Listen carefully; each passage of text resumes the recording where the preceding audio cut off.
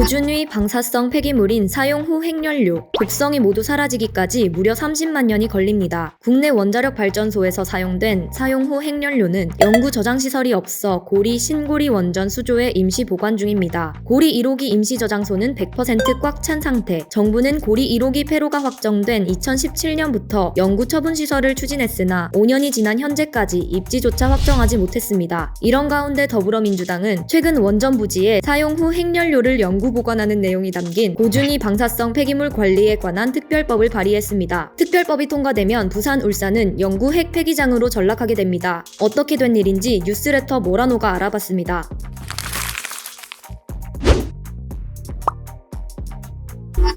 지난 9월 원자력안전위원회는 2017년 6월 19일 영구 정지된 고리 1호기 최종 해체 계획서 심사를 무기한 연기했습니다. 고리 1호기에서 발생한 사용 후 핵연료를 보관할 관리 계획이 수립되지 않았기 때문입니다. 한국수력원자력에 따르면 2019년 기준 국내 저장된 사용 후 핵연료는 총 47만 6,729다발, 경주 월성 원전의 임시 저장소는 내년 상반기 포화 상태에 이를 것으로 예상돼 현재 증설 중입니다. 고리 원전 역시 2024년 포화 예정입니다.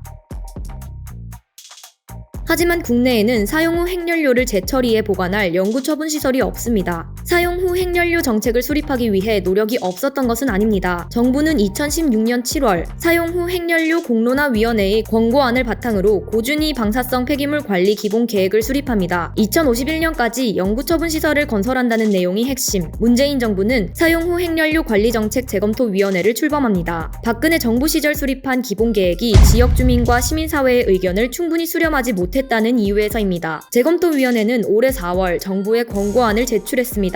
공론화 재검토위원회라는 게 거쳤는데 대안이 별로 없고 그냥 허송시 시간만 보냈다. 시간 벌기 게임을 한 거예요. 재검토위원회를 한 이유도 명쾌하지 않고 권고안이라는 것 자체도 아무 소용도 없는, 우리가 이런 노력을 하고 있다라는 걸 보여주기식 그런 거밖에 안 되는 거를 한 거고. 공론화위원회와 재검토위원회의 권고안은 대동소이합니다. 재검위가 권고한 사용 후 핵연료 관리에 관한 특별법 제정과 독립행정위원회의 신설은 과거 공론화위원회의 권고안에도 포함된 내용입니다. 영구 저장시설 입지 검토나 사용 후 핵연료 재처리 대안 없이 5년이라는 아까운 시간만 흘려보낸 셈입니다. 최근에는 부산, 울산을 영구 핵 폐기장으로 전락시킬 수 있는 일이 발생했습니다. 더불어민주당 김성환 의원이 고준위 방사성 폐기물 관리에 관한 특별법을 상정한 것입니다. 임시 저장 시설을 처음으로 정의를 하며 법제화를 하는 것으로 신중한 접근이 필요해 보입니다. 그럼에도 불구하고 사회적 합의 과정 없이 임시 저장 시설을 정의하고 건설 운영을 법제화시키는 것은 위험하고 또 다른 갈등을 일으킬 것 같은데요. 영구 폐기장이 대략 25년에서 30년은 걸릴 텐데 현재 그 수조 안에 저장하고 있는 것을 그 기간 동안 어떻게 보관할 거냐가 여전히 쟁점입니다. 다 사전에 조율하고 법을 발의하기 어려워서 우선 특별법을 발의하고 공청회와 입법 과정에서 반영될 수 있도록 하면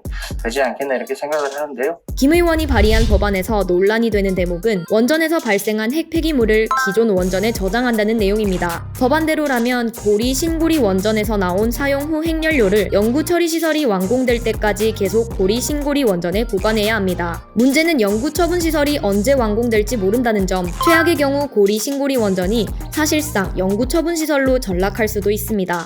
부지 내 핵폐기물을 꺼내놓을 수 있는 법안이 마련됨으로 해서 지역을 핵폐기장으로 만드는 특별법이다. 저는 좀 그렇게 판단을 하고 있습니다. 주민들의 입장에서는 기약 없이 핵폐기물을 쌓아놓는 방식으로 접근을 하는 것, 임시 저장시설부터 법제화했다라는 거는 사실상 주민들의 의향, 형식적인 절차를 통해서 무마하고 핵폐기물도 꺼내놓겠다.